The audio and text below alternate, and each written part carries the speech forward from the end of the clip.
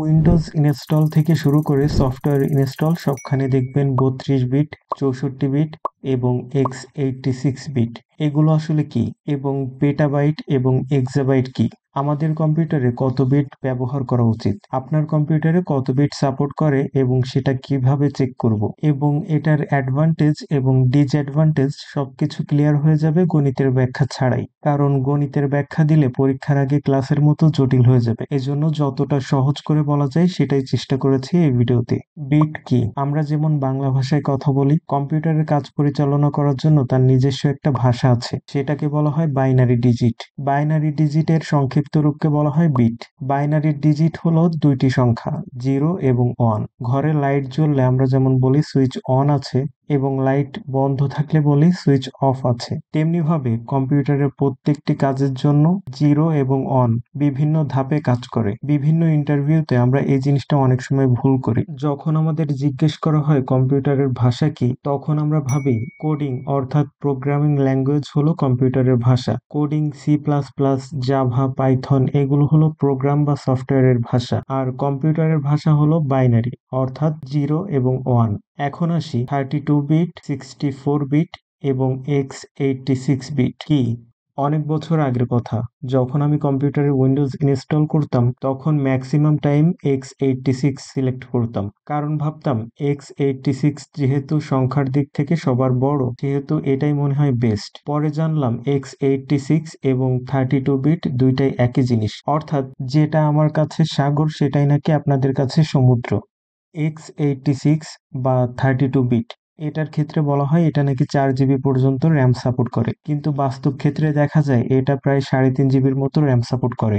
এখানে এই ছবিতে দেখতে পাচ্ছেন 4 জিবি র্যামের একটি কম্পিউটারে 64 বিটের উইন্ডোজ ইনস্টল করে দেখা গেছে এখানে সম্পূর্ণ র্যাম ইউজ হয়েছে, কিন্তু 32 বিটের র্যাম ইউজ হয়েছে 3.5 জিবির মতো। এজন্য 4 জিবির নিচে যদি কোনো কম্পিউটারের র্যাম থাকে তাহলে সেটাতে 32 বিটের সফটওয়্যার বা উইন্ডোজ ইনস্টল করতে হবে। এবং 4 জিবির উপরে যত র্যাম আছে সবগুলোর জন্য 64 বিট ব্যবহার করবেন। কারণ হিসেবে বলা যায় 64 বিট এর র্যাম ধারণ ক্ষমতা 16 এক্সাবাইট। এখন হয়তো ভাবছেন এক্সাবাইট আবার কি। এখানে দেখতে পাচ্ছেন 1 গিগাবাইট সমান সমান 1024 মেগাবাইট, 1 টেরাবাইট সমান সমান 1024 গিগাবাইট, 1 পেটাবাইট সমান 1024 টেরাবাইট, 1 এক্সাবাইট সমান 1024 পেটাবাইট, 1 জেটাবাইট সমান 1024 এক্সাবাইট।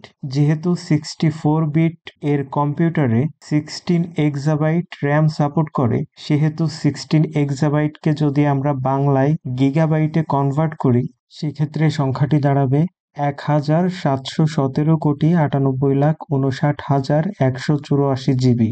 বুঝতেই পারছেন এটা অনেক বড় একটা অ্যামাউন্ট। আর আমাদের প্রজন্মে এর থেকে বেশি র্যাম হয়তোবা প্রয়োজন পড়বে না। আমাদের কম্পিউটার এর প্রসেসর কত বিট সাপোর্ট করে সেটা কিভাবে চেক করব?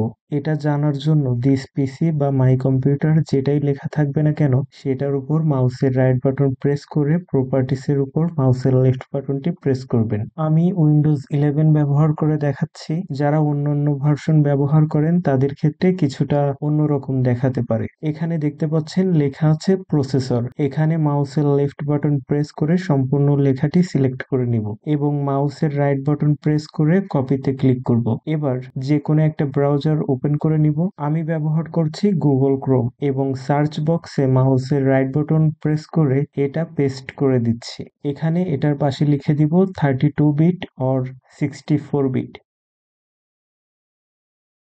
এখানে দেখতে পাচ্ছেন 64 বিট সাপোর্ট লেখা দেখাচ্ছে। এভাবে আপনি চেক করে নিতে পারবেন আপনার প্রসেসর কত বিট সাপোর্ট করে। এখন 8 জিবি র্যামের কম্পিউটারে যদি আপনি 32 বিটের উইন্ডোজ বা সফটওয়্যার ইনস্টল করেন সেক্ষেত্রে তাহলে সেটা 3.5 জিবি বা 4 জিবির উপরে র্যাম ইউজ করবে না। অর্থাৎ আপনার কম্পিউটারে যদি 8 জিবি র্যাম থাকে তাহলে ইউজ হবে সর্বোচ্চ 4 জিবি। এতে কম্পিউটার স্লো হয়ে যাবে। ঠিক একইভাবে 4 জিবি র্যামের নিচে যদি কোনো কম্পিউটার থাকে, সেটাতে যদি 64 বিট ইনস্টল করা হয়, তাহলে কম্পিউটারে লোড বেশি পড়বে এবং কম্পিউটারটি স্লো কাজ করবে। এজন্য আলাদা আলাদা অপারেটিং সিস্টেমের জন্য আলাদা আলাদা বিট। আশা করি সম্পূর্ণ কনসেপ্ট ক্লিয়ার হয়ে গেছে। পিসি বাংলা চ্যানেল কম্পিউটারের বিভিন্ন আপডেট এবং টিপস অ্যান্ড ট্রিক্স শেয়ার করে থাকে। গুরুত্বপূর্ণ সব আপডেট পেতে সাবস্ক্রাইব লিস্টে রাখতে পারেন। তো কথা হচ্ছে পরের ভিডিওতে।